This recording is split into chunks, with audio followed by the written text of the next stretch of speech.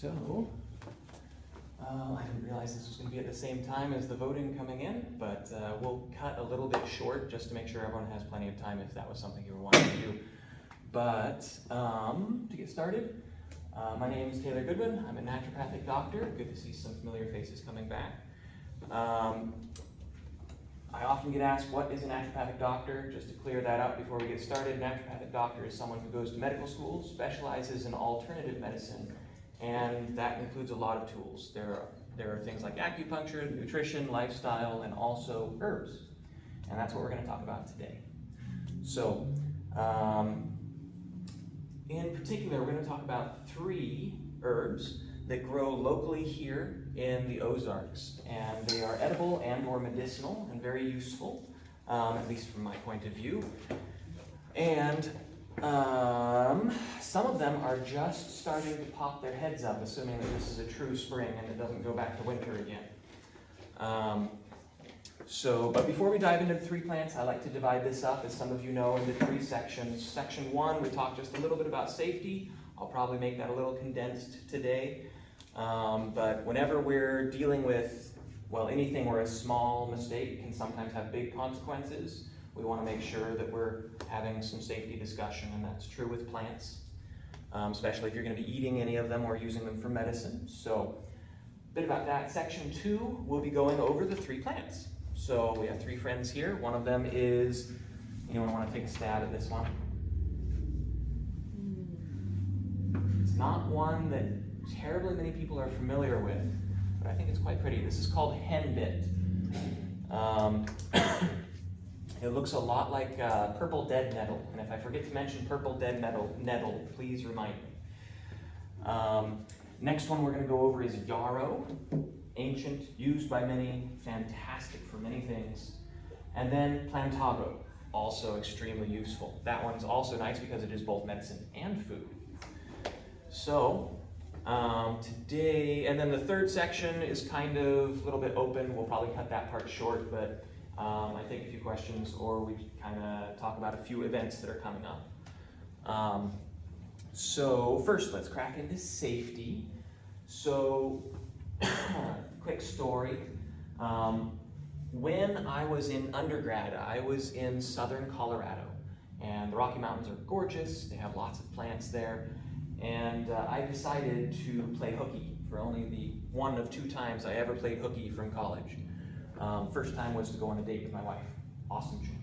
Second time was to go on a date with plants. Also an awesome choice. It's less awesome than the first one, but still awesome. So, my friend had gotten slots, I guess you'd say, on a plant walk with a well-known wildcrafter in the area, Cattail Bob Seebeck. And we all showed up, and I swear he said he would fix his car or something, because he wouldn't say why we didn't have to pay. He was just like, all right, you're all friends of so-and-so, you're welcome. And it's like, all right, what did you do? But we met at a library, we tasted a bunch of different plants that he had brought, and we looked over some, and he gave me, I think, horse mint, if I'm remembering right. It just lit my mouth up with ice. Minty flavor, so intense it felt cold. But then we went out onto the Rocky Mountain trails, and we saw a lot of really cool plants. We saw, we saw Osha, which is a really good one. Osha, known as bear plant, lots of medicinal uses, lots of Native American significance to that plant. We also saw some edible mosses that were interesting to go over, some lichens. We also ended up in a little bit of a valley as we kind of crested into from the mountainside trail, where we saw lots of these other ones that like more mountainous terrain, to a more open area, and we saw sweet clover. And sweet clover grows much taller than the ground clover, and it has a nice long spike of flowers, often yellow, usually, and it's really useful as a nutritive tea. And he was telling us about that, and one of our number raised their hand and said, well, what about the fungus and the blood thinning issue? And he said, well, it sounds like you know about it. Why don't you go ahead and tell us? And this individual proceeded to say, well, on sweet clover, you often have ergot fungus growing. And that is something that can thin your blood, because back in the early 1900s, before 1920s, And 1800s, they didn't know why cattle were falling over and bleeding out in the fields. Turned out that they were baling up sweet clover, and that feeding sweet clover to the cattle, when it was dry, it would get fungus on it, and that fungus was a blood thinner. And that's actually, once they finally figured out what was going on, they took that fungus and they made warfarin out of it. And that's where our blood thinning, one of our main blood thinner drugs, comes from today. Pretty significant, pretty potent. So why do I share this? 3 reasons. Good memories is reason 0. But number 1, there are some dangerous things that can happen with plants. Most of them are pretty forgiving, especially when you have the right one and things like that. But blood thinner is something, having ergot fungus, that can actually be a problem. So you need to be 100% sure that the plants you identify, you identify it correctly. You also want to know any safety issues with that plant. So that's number 1. I'm going to talk about things here. Number 2 is Cattail Bob Seebeck didn't actually mention the ergot fungus. It was a student. Maybe he was going to get to it. I'm not going to be able to go over absolutely everything here, so try and do your own homework rather than trusting this as a now I know everything about these plants kind of thing, okay? So, and then number 3, I mentioned Osha, or bear plant. That was endangered at the time. We didn't pick any, we didn't harvest any. We left it there in the area. It was endangered. And so that's number 3. Don't over-harvest the plants. Know which ones are endangered in your area, and that way they can be there in the future. So those are our 3 quick safety tips. And the main reasons I talk about this, I guess the only remaining one would be don't harvest around polluted areas, railroad tracks, or water sources. You want to be really careful. Most water sources are actually not clean these days. So, any questions on those before we press on to the plants themselves? All right, cool. Well, we've now covered the most riveting part of our gathering today, but, all right, we're going to start with this one. I was hoping that some would be up by now. We have a picture instead because I guess this picture is probably easier to see.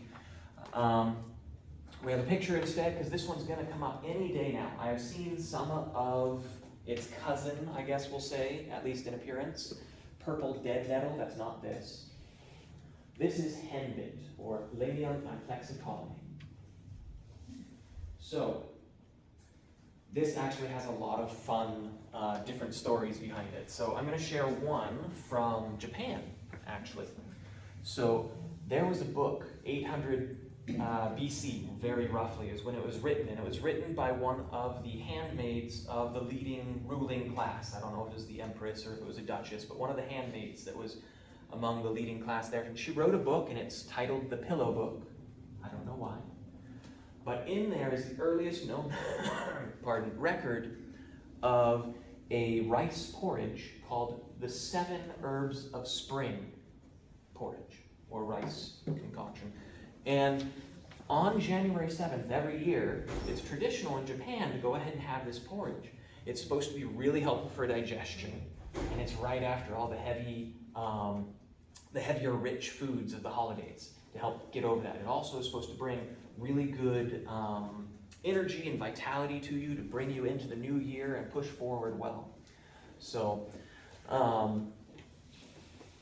one of the 7 herbs of spring that is listed, and it varies from region to region, welcome in,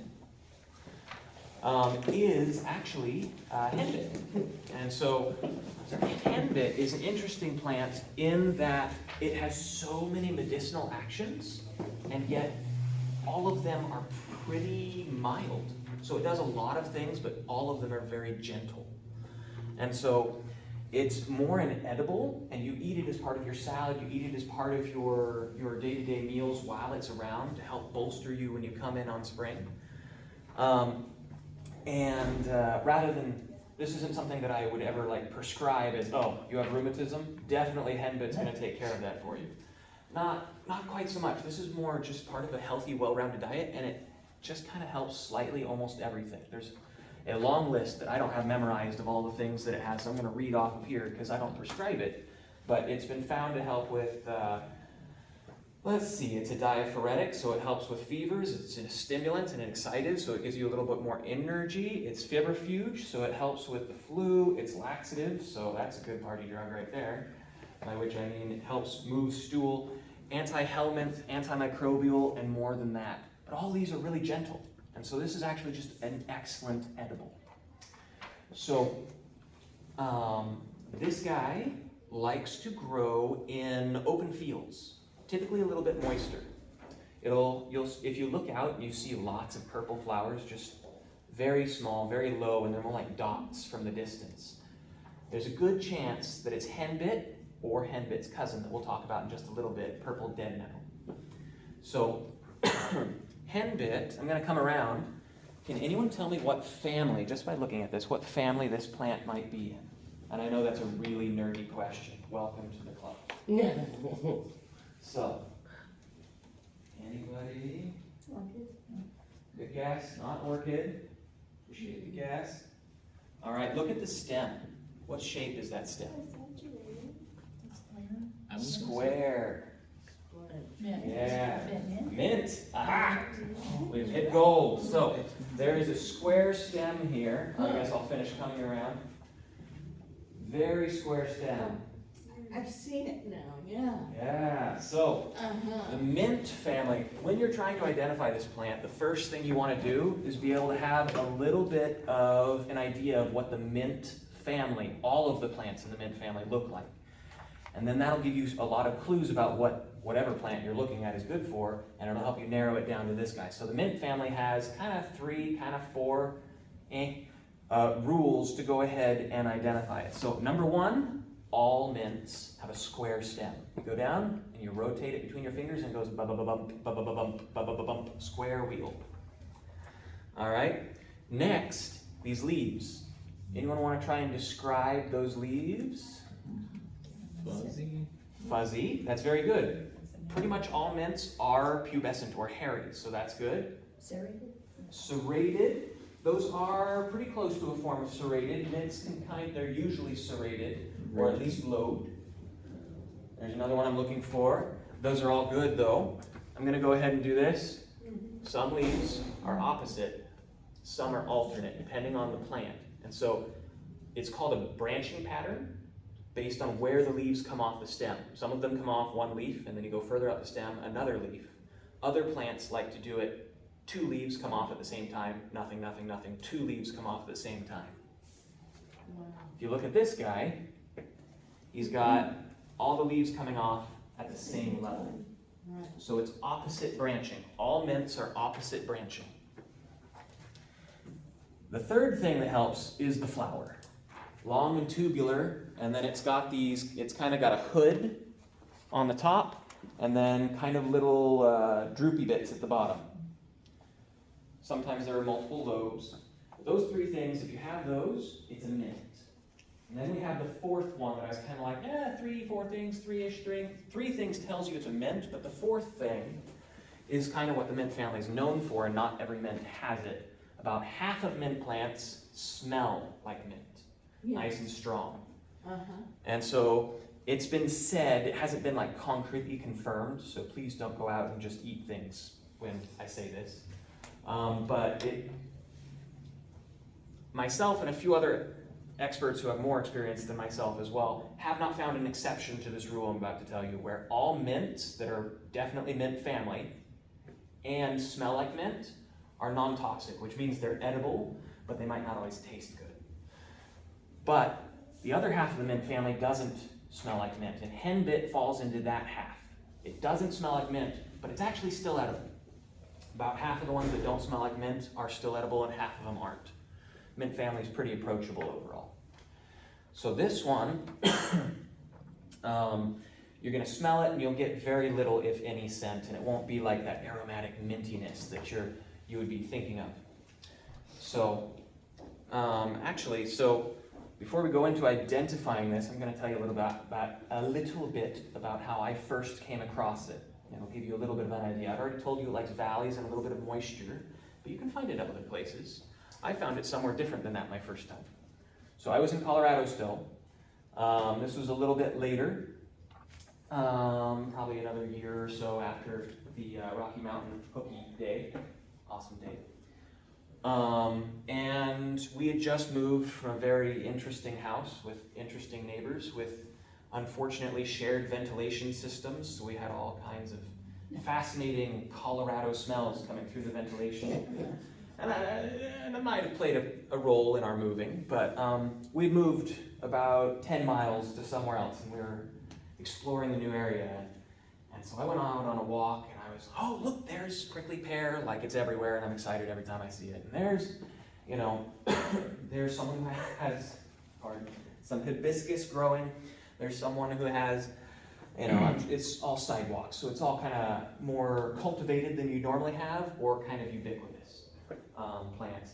But then, out of the corner of my eye, I saw something that I am positive I had seen before, but it's just so small. This plant is very often only about yay tall, give or take, you know. It can get spindly if it's reaching for the sun, but out of the corner of my eye, I saw these little purple dots. It was spring, and I didn't have too much else in the urban area to distract me from this small and modest plant, and so I went over, and between the sidewalk cracks, it was just popping up.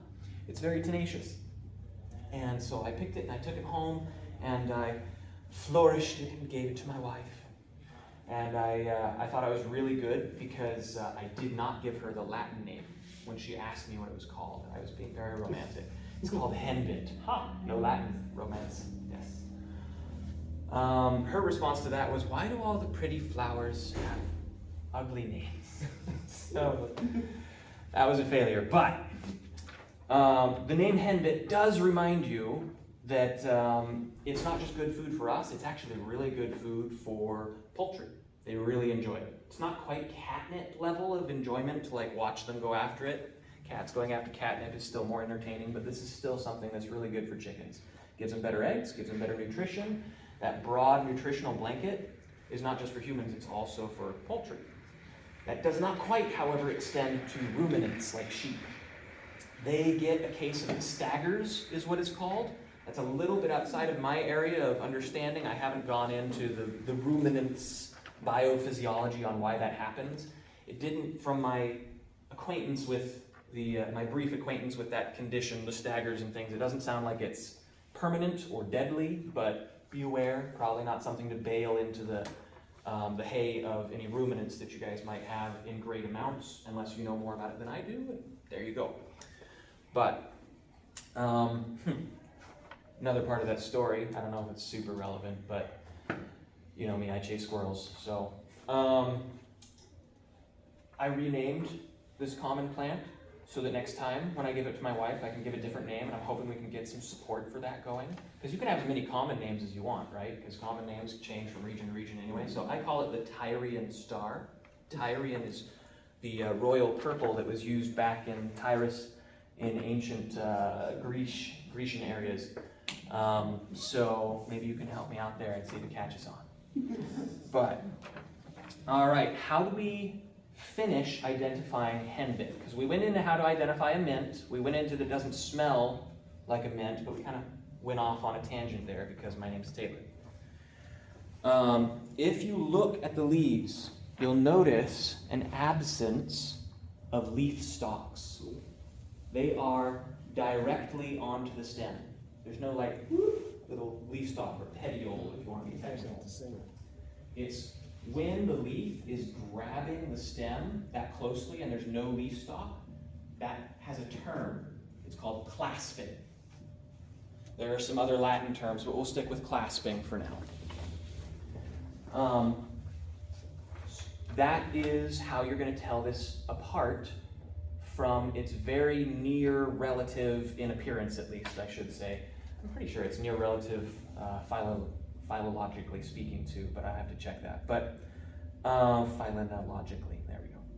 But the purple dead nettle has the same flowers, same height, same growing locations, but the leaves are different in two ways from henbit. I don't have an example of it, but the leaves of purple dead nettle, they have leaf stalks. It's also edible, so don't worry. Number two, they are triangle. These guys are very round or palm sort of shaped, and then it looks like the two leaves that come off the stem, they're both clasping the stem, and they clasp the stem on with henbit. They clasp the stem so closely, it kind of looks like one giant round leaf, honestly. And then the stem is just right through the center of that one, technically two or so, giant leaf. And so the stem just punches right through the center. So that's how you can tell this guy. And to remember that, the Latin name of this plant, which is not romantic, by the way, just remember, Latin's not romantic. I've learned this, all right? Only French, I guess. I thought Latin was close enough. But lamium and plexicale, lamium, that could come from two places. It either is from Latin, lamina, which if anyone is a medical nerd, lamina is part of the spine in the back. It means thin plate. Okay, well, I mean, these clasping leaves, they kind of seem like a plate, and it's just been punched through, right? Right? Helps you remember. That makes sense. There's another one that's much more fantastical. It could be from Greek, lamia. And lamia is much less clinical. How many of you guys are familiar with Grecian myths and lores like Achilles, Hercules, and all of them? How many have heard of them? Yeah? You got a few? Well, there was a monster called Medusa, right? That one was there. Well, there's another monster that almost no one's heard of, and if you've heard of it, geek points for you, which is a good thing in this room. It was the lamia. So the lamia was, the bottom half of her was a snake, and the top half was a woman, and she would only attack men, and she would devour them. And she, and so this plant was clearly named after lamia because it's ferocious looking, as it's 2 inches tall. It's probably the flowers, I don't know, I guess. So probably going with the thin plate origin for the first word, lamium. And plexicale simply means leaves that grasp. And so we have those leaves that are no leaf stalks. So, so that's henbit, very nutritious. Often used still today, traditionally by the Japanese in their 7 herbs of spring, rice porridge, which there's a recipe that I won't go over right now. If you ever want to try it, you can come up and take a picture of the recipe. And it really is quite good for digestion, that entire recipe. Henbit would help some as well on its own. And then the other things that we talked about for identification. Any questions on henbit? If I had a bowl of henbit, would it bother me? Just a little bowl of it? No, henbit's safe, edible. Enjoy it as a salad. Do as It you won't want. overdo anything if you just filled your whole bowl with it. No, you'd be good. Purple dead nettle is also edible. There is one more distant relative that is an ivy, but it doesn't have, it's got enough things different that, just look for clasping leaves and you'll be good. Is chickweed in there in the recipe? Chickweed, some territories I believe used chickweed on occasion. It varies based on exactly which territory in Japan, because whatever came up in spring was what they would use, and they'd pick their 7 herbs of spring. But I believe chickweed was in the recipe that I looked at. So, any others? When you're saying purple dead nettle, is that the same as stinging dead nettle? Good question. And no, stinging nettle will get much taller and it stings you when you grab it. The reason it's called purple dead nettle is not because it's poisonous. It's not. It's edible, which is nice since these two look like each other. It's nice that even if you misidentify, the nearest look-alike is also edible. The reason it's called dead nettle is because it doesn't sting. All the stings are dead. Okay. So, good question. Any others? So can you use them both the same way? Pretty much. Pretty much. There might be a few things. I haven't gone into purple dead nettle super deep yet, so it might have some hidden properties, but at least on the safety profile, they're similar. How many would you need to eat for it to become problematic? Problematic? Yeah, like health-wise. I mean, it's considered a salad green. It's a pot herb. It's fairly safe. So, it's one you can enjoy pretty straightforward. So, there are a few others where you have to be a little bit more limited, but this isn't one of them. Cool. Yeah. Go like a salad. So, It's funny because I would actually come across these pretty common in the backyard and never knew exactly what they would be used for. I thought they were just a weed. Right? Everything's just a weed until you ask it. What are you good for? Oh, let me tell you, everything. You can actually eat me. Yeah, that's a awkward into a conversation, but you know. All right, so we'll move to plant number 2. I'm gonna cover this up down here. Anybody want to take a stab? What is this? Yarrow, yes. So, Yarrow, this is one of, it's really hard to ever say oldest because it's like there are so many anciently used herbs, but this is among the ancient herbs. It's been used for millennia, and for very good reason. Yarrow, or in Latin, Achillea millefolium. Let's go over the name first this time. Achillea. That sounds a lot like one of those Greek heroes again. Achilles. The hero of the Battle of Troy, the undefeatable warrior, the invincible one, and all of that from the Iliad, which is a Greek story, a Greek epic poem story.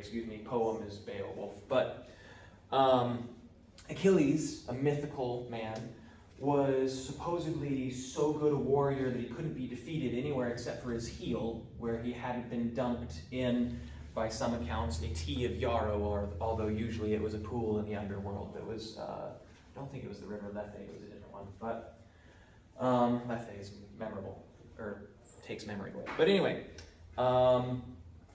today is about plants, not about Grecian mythology. But in combat, not only was he able to take on 3-minute once or whatever, if he saw one of his comrades go down to a sword wound, then he was able to heal them because he also knew about battle medicine. And so he no doubt would finish the 3 off he was fighting, go down on one knee and say, "Heed me, brother, do not pass away, I shall save you." And then he would fight off 7 more while healing him promptly. What he would use to heal him, in the story that we have, he used Yarrow, which is very good first aid medicine. He would take all the leaves off of Yarrow, and presumably the flower as well, but the leaves especially, and he would staunch or stop the blood flow using Yarrow's leaves. He would mash them up, and they're still moist, but they're mashed, so all the medicine inside can escape the plant walls, which is why we bruise leaves before we apply them as a poultice, or put them on the skin, in other words. And he would put it there, and what Yarrow does, many things, but one of the things it does is an action called styptic, meaning to stop blood flow. And so blood is coming out, you're hemorrhaging, and it would go ahead and clot. And this is actually what happens in real life. This is not just the story. This is a very good herb to have on hand in your little miniature first aid kit. Now, if you get a sword wound and you're impaled, please, I don't want to hear that any of you, your last words, "But the naturopath said I would be okay." Please call 911, okay? Yeah. But if it's maybe a little smaller than that, then go for it. It will clot. It will also help kill off microbes. This is antimicrobial. It'll kill off some of the bad guys. Now, does it kill every kind of germ under the sun? Thank you. No, it doesn't. There's only one substance that's like, we go out and harvest the wild plant known as bleach. That's how you kill it. Okay? That's the only one that kills it all. Unfortunately, if you, please don't also let me know that you poured bleach all over yourself or drank any. It would definitely kill anything that was harming you, and you would be free of all illness and disease, from then on, but you'd also be dead. So, Yarrow, however, is antimicrobial against many things, not quite everything, and so it helps fight off what might be trying to get into that wound. Now, it also has a compound called azulene, along with several others that are derived from it. A-Z-L-U, I can't spell out loud. A-Z-U-L-E-N-E, azulene. And if any of you speak any Spanish, what's the word for blue in Spanish? Azure. Yeah, azul. Azure is also in that same word family, so excellent. Well, this compound's actually blue, so if you extract oil from yarrow, you get this nice blue subtint in the oil, and it's like, oh, that must be the mystical oil. Yes, it is. That compound is actually nice and anti-inflammatory, which helps, ironically, we talked about how it helps you clot and close. It actually doesn't do too much clotting. It doesn't make your blood like, oh no, we had yarrow tea, we're gonna have a stroke, throw a clot. It doesn't do that. The anti-inflammatory parts of azulene, those actually help prevent unwanted clotting. So it kind of does both. It's pretty cool. Yarrow also has some muscle relaxing. It's mild, it's not huge. It's enough that it's present though. Muscle relaxing properties. So we would call that muscle relaxing, since right now my Latin turned off. But there's a Latin word too, and it's a good one. So this, going back to the wound, the muscle relaxing properties do one more thing. So we've had clotting, we've had killing off the bad guys, we've also had, we don't need to worry about it making clots where we don't need them. But it's anti-inflammatory, and that was the one that we already talked about, but no, this one, not that one, Taylor, this one. This one is muscle relaxing. It actually acts on the smooth muscle that is around our blood vessels and opens them up. I thought you just said it stopped blood flow. It's opening the blood vessels up, it clots and stops the blood flow from going out, but it actually opens the blood vessels so that blood can come to the area. The net result is that you aren't bleeding out, but you do still have plenty of blood access to the area. Some things that help stop blood flow are actually tightening, astringent to the tissue, which is not bad. That's definitely something that you could want to have there too. Yarrow is just fairly unique in the sense that it stops it, but it actually is still opening the vessels there. Blood is required for healing. I have so many fun stories that I would love to tell about this, but fighting a tangent. And I'm failing. So here's the story. I had a friend, I'll make it condensed. Oh, so good though. So I had a friend back in medical school. Before I knew her, she had an injury to her left hand. I don't remember where along the arm, but it was a nerve injury, not fun. She lost feeling in her pinky, her ring finger, and half of her middle finger because the nerve had been damaged. She couldn't feel it. That had been with her for years and years, probably around 4 years. Don't quote me if you can ever track her down. But it had been there for years. And then she went and did something interesting.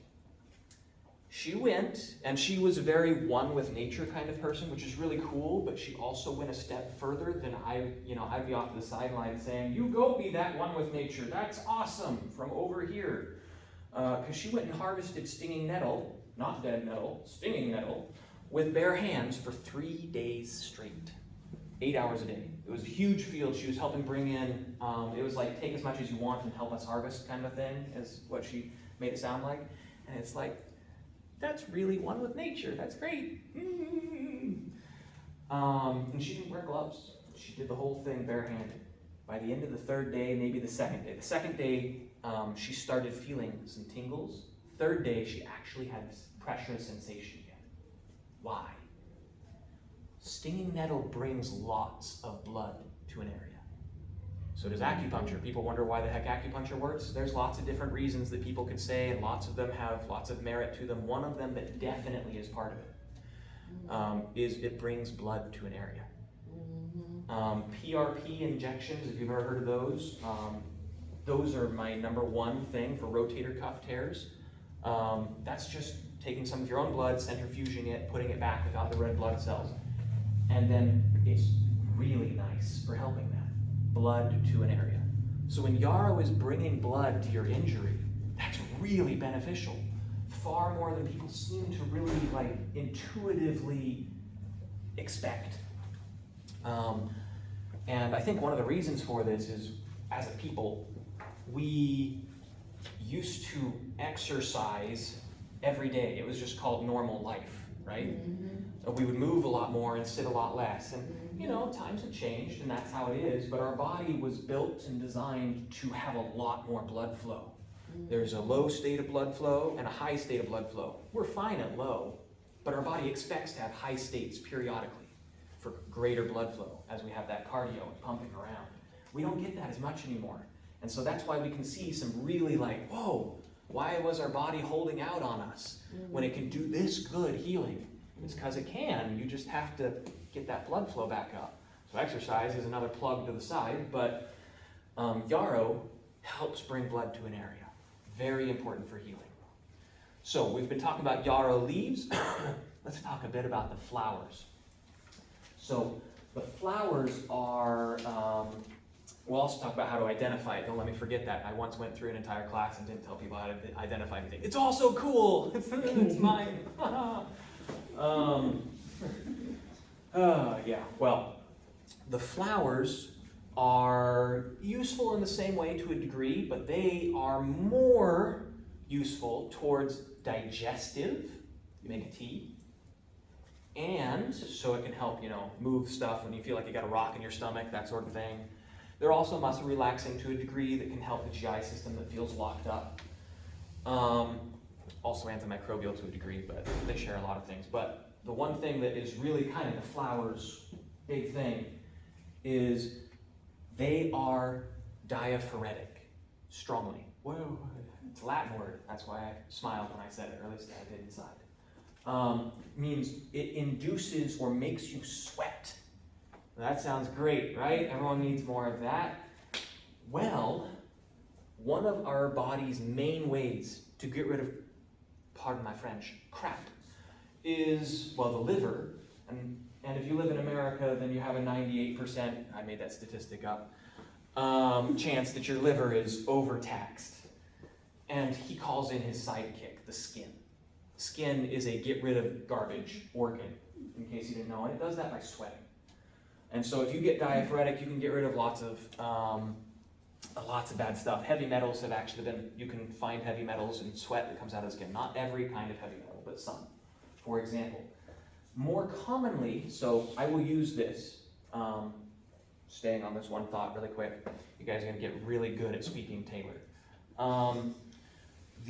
So diaphoretic, I'll use it if people have stuff that they need to get out of their system, particularly if it's a type of thing that's known to come out in the sweat. If their liver is really taxed, I also might help it out by saying, hey, skin, help the liver, and I'll give them this. Even more common, and what most people hear about Yarrow's flower being used for, is if you have a non-dangerous fever. By non-dangerous, I should say it isn't crazy high. Because Yarrow is going to go ahead and bump that fever up just a little bit more and then bring it down. So if it's already crazy high, you want to use something else. This is known as a cooling diaphoretic, not a warming one. Because it starts by warming, but it ends with an overall cooling effect. Because sweat, when it comes off of us, cools us down, right? And so when you're using Yarrow, here's how you would use it. You would take the flower, you would go ahead and shake off any bugs that are on there and pretend that no other bug has ever touched your flower, just for your own peace of mind. And then you go ahead and stick it in the hot cup of water, the not boiling, but just below that cup of water that is now becoming herbal tea. You'd leave it there for 10 minutes because you actually want to have time to extract. You'd probably bruise the flower before you put it in, but flowers extract pretty easily even if you don't bruise them. Leaves you need to bruise. Those are rules of thumb. There are some flowers that are really thick and you absolutely have to bruise those tougher ones, but you put it in there, you leave it for 10 minutes, and then you go ahead and take the flower out and you drink it. Now, it has to be hot. Some people are like, I already have a fever, I don't want to drink something hot. Can't I do it cold? Not really. See, a diaphoretic, and this is now me speaking as not scientific studies, but like this is how it works in my head. So I try to have most things that I say based on scientific studies. Occasionally I come over and touch the invisible piano, which was my old professor's way of saying, this is just me making up some art on the piano. So this is me having I believe the reason why it works so much better when you have a hot cup of tea is because what induces sweating? Elevated temperature. We already have a fever, but the body does that on purpose, and so it's not going to sweat from that because it's expecting that.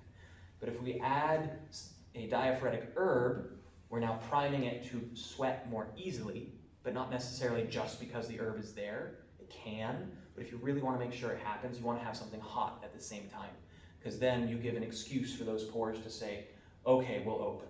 We have something that makes it easier, and we have something that's a trigger that says we should open, heat and the herb. And the fever will break and go down. So that's what this is used for. If your fever isn't super high, have, like 3 cups a day is an example education, not my prescription to you as education.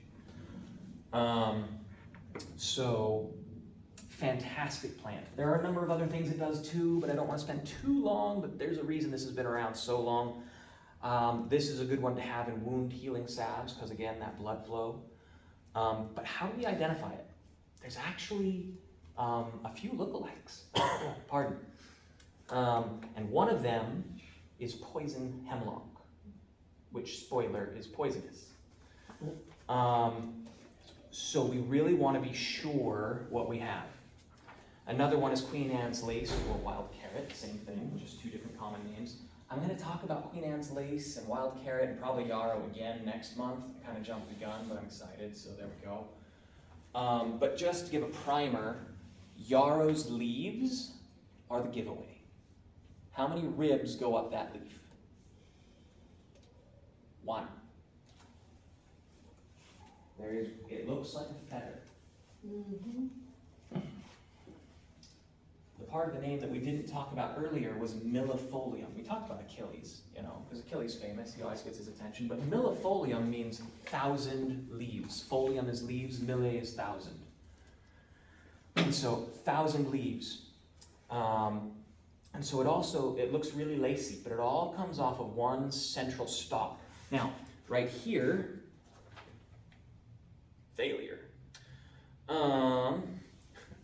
Right here, off the side of where it didn't print, that's a perfect depiction of poison hemlock, okay? All right, poison hemlock has a leaf that looks like a hand. It's got lots of different stems that come up, but they're all very lacy, okay? Poison hemlock also smells nasty. Yarrow smells aromatic. It's got like a hint of aromatic in the sense of like, you guys have all smelled mint. Mm-hmm. It's kind of got that same effervescent puffiness sort of a thing, but it also has a bit of spice. And it smells pretty nice. It might be too strong, but it doesn't smell nasty. Poison hemlock, this one here on this half of the page, poison hemlock, from someone who I guess is an authority on mouse pee, that's what it smells like. That's what they say. I didn't go and test what mouse pee smells like personally, but I have smelled poison hemlock and it smells terrible. So, the smell is a good way to tell them apart. The leaves are a really good way to tell them apart. I encourage you, if you're going to do any work with yarrow, go and look up a side-by-side, which I ever so helpfully provided right here off the side of the page. Do a side-by-side with poison hemlock. And I'll probably talk more about that next month anyway. Neither of these guys are up yet, but they will be in the coming month, or 2, or 3, apparently. I don't know. I haven't been in Oklahoma long enough to keep surprising me. So whenever it comes up. My yard is all up Oh, really? this far. All right. Well, there you go. Surprised me in the other direction. But next week when it freezes again, it'll be gone. I know. I keep covering it with leaves. Now, don't key her car. I keep covering leaves over it. Oh, you guys are great. Okay, so yarrow. You'll also notice, here's another thing that I actually have a good example that that'll help you tell them apart. Notice how the flower stalks come off that stem. Main stem, look at all those flower stems coming off. They're kind of coming off in a spiral.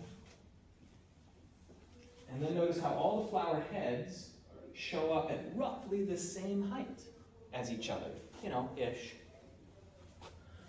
Well, poison hemlock has the flowers that come up to the same height, but if you look at the stem, all of poison hemlock's stems come off of one point, and they just all spider off in one place, and they just explode out, all go up from right there. This has one bunch, one bunch, one bunch, one bunch, one bunch, one bunch, one bunch, all the way up. Yarrow has a bunch of single bunchlets, if you want to call. Bunchlet is a scientific term, really. So, we have Tyrian Star that I'm hoping becomes popularized. We have Bunchlet. We've got lots of things. We're going to do so much to the English language. All right. So that's a really good way. There are a few other things too. The Yarrow has some hair on the stem. Poison hemlock does not, unless you have like a really, really advanced microscopy, like a jeweler's lens. You won't even really feel it. It's so minuscule, it's not there. So poison hemlock has a smooth stem to the touch. And it usually has purple spots. Not always. So, good guy, hairy stem, bunchlets. See, it's a useful word. And feather leaves. Okay? All right. So, so that is Yarrow. I guess the last fun fact about Yarrow, it's usually coming off of one stem. It's not like a multiple stemmed entity. It usually has one central stem, maybe two, whatever. And in Japan and China, there's actually a fortune-telling method that goes back again to 800 BC. I guess there were lots of things being written back then. Pillow book came from then with our 7 herbs of spring recipe. But also this fortune-telling method where you gather 50 very straight stalks of yarrow and strip everything off of them and you dry them. And it's called the I Ching. And you would take them, you would ask a question, and then toss the 50. You'd start with by putting one at the base, and then you'd toss the 50. And they'd all overlay each other, kind of like auricular mystical pickup sticks. And then you would do, this is the best thing ever. I really admire lots of the things that are in a number of the Asian cultures, and this is one that's just like, that is so what they would do in Japan. And maybe I'm stereotyping, so you can harpoon me after this. But I mean it as a compliment. They do math. They take all the angles of the way they landed on each other, and they're like, all right, it's that angle, that means a 6, and 6 plus 6, and then minus the 8, and they do this, and they do this big mathematical equation to get their answer, and then that number at the end it has a meaning that tells them the answer to their question, which I just think is like, that's the best thing ever. And we do stuff like that too. I just think that they're very precise in a lot of ways. I should shut up. Anyway, it's a compliment. So really cool things. So many more stories, but we're gonna go ahead and move on unless we have a couple questions. Any questions about Yarrow? All right, fantastic. So, last one that we're going to talk about today. Anybody want to take? Hide it. Anyone want to take a stab at what this guy is? Is it a lavender? Plantain. Awesome. Lavender is another plant that I really like. This one is plantain. So, plantain. When I say that, everyone immediately has an image in their head, generally speaking, of a banana. So that's why common names and Latin names are both important to have. Common names, lots of people own the same common name. You say snakeweed, and I say which one. You say plantain, I'll also say which one. This is not something that makes a banana. So, this is a different plantain. So, Plantago major is the Latin name. Plantago major. Or lanceolata is another species. Both of them are used almost the same. They're used the same. They have slightly different compounds, so it's best if you get a mix if you want the best of both worlds, but they're essentially the same. One's slightly better at this, one's slightly better at that. I've seen that in the driveway. Yeah. So, We used to take that and tie it, and you could flick it, and we'd shoot each other with the top when we were little. that's the best use for It this would plant. hit her from right here. It would hit her if you got it right. How many siblings did you have? I have 6 brothers. Where were you in the order? I'm just curious. Middle. Middle? You had to know how to defend yourself. Yeah. Oh. It was in California. I don't know if that makes a difference. Oh, and that's the nice thing about this one is it does grow everywhere, practically, it seems. And it's got so many uses. Self-defense, as we just heard.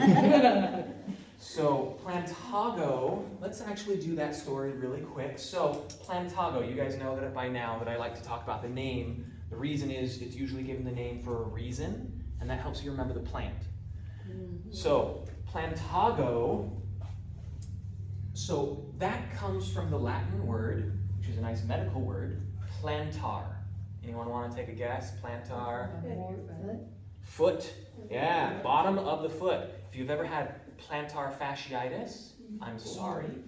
It, pardon my French, sucks. If you've ever had plantar warts, the bottom of the foot, right? So Plantago, clearly this looks like the bottom of your foot. No, something else is going on. So when, this is not native to our United States area. The European settlers, when they came over initially, they came and they brought lots of supplies. These seed heads can make 20,000 seeds. They're not Velcro sticky, but they're static sticky.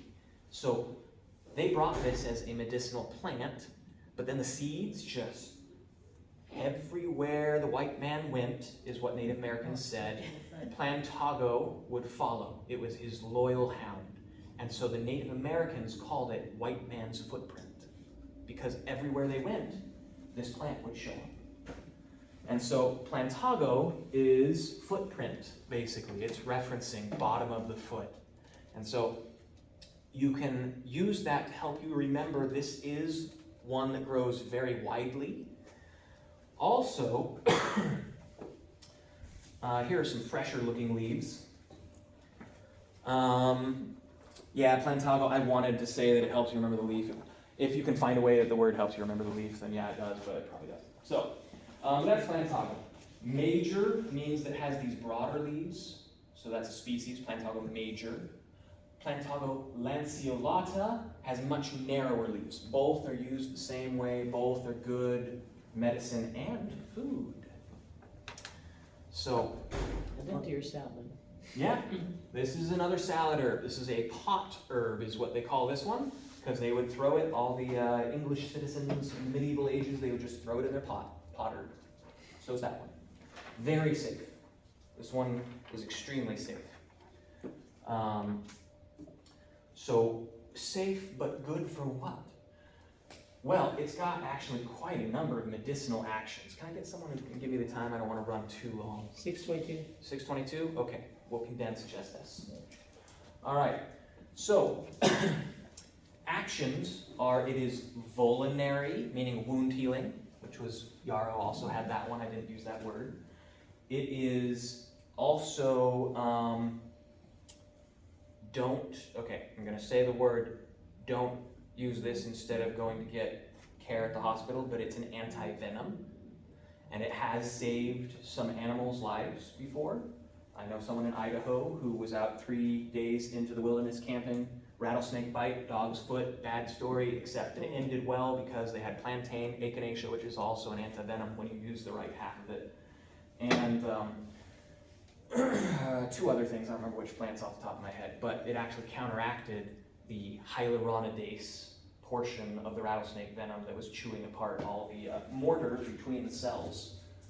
So your cells are all held together by something called matrix, and lots of snake bites tear that apart. That's something else that this is really good at, is helping all that matrix be healthy. Not only getting rid of the venom that's trying to break it down, it also builds it up just in general. So it's a wound healer in a number of ways. Very nice. It's also nutritive, which just means that it's good for you. So every plant, almost, I mean every edible plant, please don't go eat poison hemlock. It's nutritive! Yeah, all right. But its seeds have one more action, and this is the one everyone's always so excited about.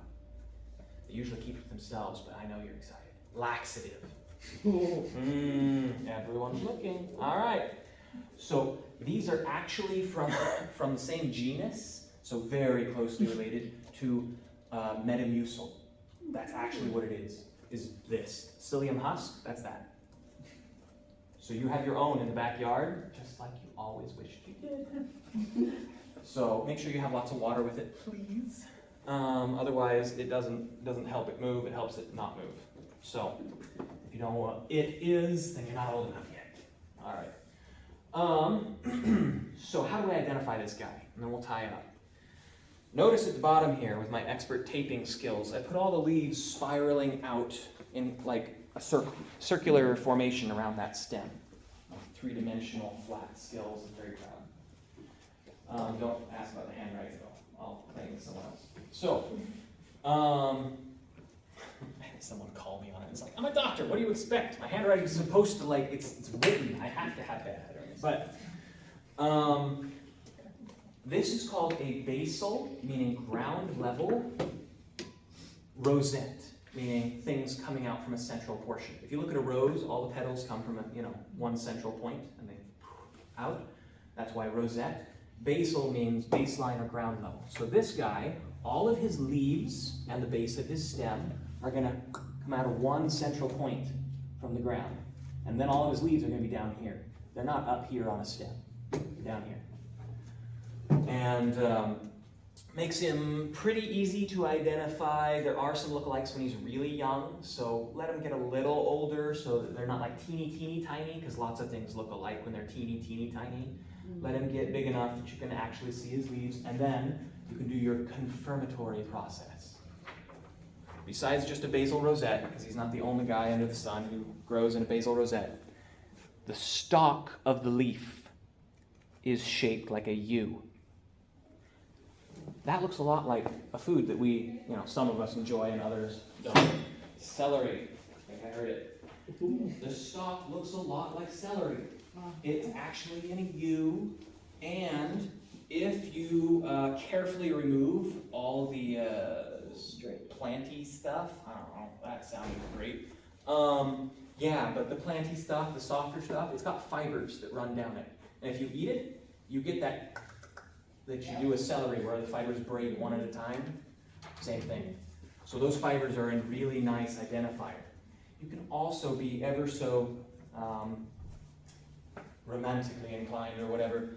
And if you tear the leaf carefully, you can actually get all the fibers to stay behind, and then you have a fairy heart. There you go. So, goodness knows why that was a useful piece of knowledge, but you now have it. And that's actually a thing that was done in some tradition. So, the fibers are really useful. On the leaf, on the back of the leaf, the fibers stick out of the leaf. It goes bump, bump, bump, even when you don't tear it. And that's also a helpful thing. It's like a washboard feeling. That'll help you pick this out. Because just being able to see veins, they are parallel veins. They're going straight from the base of the leaf instead of all webby. And that helps. But being able to feel it go bump, bump, bump on the back is really helpful. So look for all these things, let it grow up. It's especially good if you wait till the seed head is there, because then you can really identify it. The seed heads are, once you have the seed head, it's like, okay, that's Plantago. Like I said, just to reiterate, when it's very young, there are too many things that look similar when they're really little, so until you really know, try and only harvest it when it's bigger, but once it's bigger, it's like, yeah, that's this guy. So, all right, and he grows year-round, great in sage, good for wound healing, potherb, very safe. Any questions? Does that plant work on like any venomous bite? Excellent question, and the answer is I don't know every snake's venom composition, and so I can't answer it. I do know that many snakes have hyaluronidase as part of their venom. This is absolutely not something I would replace going to the hospital's anti-venom with. Exactly. But I would expect it to help. In case you had a long travel to get to the hospital. So you do indeed suggest that if it was kind of like lying around and you've already called, paramedics, you probably I would put it on there. Yeah. So the way that I would do it is I'd take a leaf, I'd chew it up, I'd spit it out, and I'd put it on. Boy Scout method. Gotta be fast. Those people to do that with brown recluse bites as well, plantain. Plantain helps with a lot of bites. That's awesome. Yeah. Thank you for saying that. And then, so you also would want to eat some. So this is, I've already caveated it 14 times. You eat some and put it on top, over here. Can you put it on like when you get bit, stung by a wasp? It's great for that. That one, I got stung once, it sucked. I got stung twice, and I put it on, and it only was, I mean, it wasn't fun, what's another word? It was crummy. That sounds a little more mild, right? But it definitely made a difference. It would help if you're allergic to them or no? If you're allergic, you still call the hospital. Right. It's not gonna, it takes down the inflammation and the swelling. It wouldn't stop an allergic reaction. Something over here? Oh, I said, when you were talking about the wasp sting, you said it was gonna, you were talking about how it might, lower it. Mm-hmm. So I was saying like a bee sting rather than a wasp sting. Yeah, if you have any kind of small cut, laceration, burn, bee sting, wasp sting, ant bite, anything like that, it will, everything I've tried it with, it has helped, and I haven't read anyone who lists an exception. It's nature's first aid, honestly. So these two together, the reason I was doing both of them is because I was definitely going to remember to say, these are nature's first aid when they're used together. Now I did, so I did. Oh, the, Yarrow and with it Plantain. together. Yeah, really good to use them together. Plantago is often used alone, but it helps stimulate lots of things that heal. We talked about collagen, we talked about matrix, it does some other things too. And so it just kind of hits healing in several ways, and it also binds up and stops some of the bad guys, like hyaluronidase, which is part of venom. So, awesome. Great questions. One more? All right, last question, we'll take it. Can you use it dry? Dry? Yes, you Like can if you use it. can't, could you dry it to have on hand or not really? So it works better fresh Right. or extracted while fresh. Dried, I would expect you'd still get some activity out of it. Like that's But not this the is time of one year that is, for it. right, this one is one that I haven't tried to use dried because it stays from spring till fall. It's really there a lot of the Okay. time. But I have heard from other people who have tried to use it dried, who are experts, that it's much less potent if it's dried. Yarrow you can use dried and it's still really good. Okay. Could you put that in like olive oil and heat it Well, that and takes- Yeah. do it that way and then like can it in a jar? So you can make an extraction with it, yes, and you do a few steps to get a best extraction. We can chat a little more after, but yes, you can do an oil extraction. A tincture probably would work. Yeah, tincture would be good with that. Yeah, tincture or If you oil. didn't have it fresh. Yep, and then those keep all the fresh compounds. So, awesome. Good stuff. I'm gonna go ahead and hit the third section really briefly. We'll be done with the plants here. And I guess for the third section, usually it's QA, so we've been doing that. And then, once again, my name's Taylor Goodwin. I'm a naturopathic doctor. I have an office right down the road. If anyone ever wants to have some natural treatment, let me know. Otherwise, the other thing I want to make sure and announce is this is, at present, a monthly event.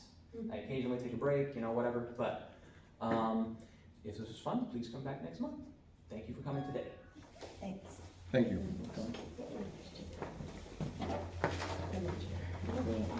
Q&A.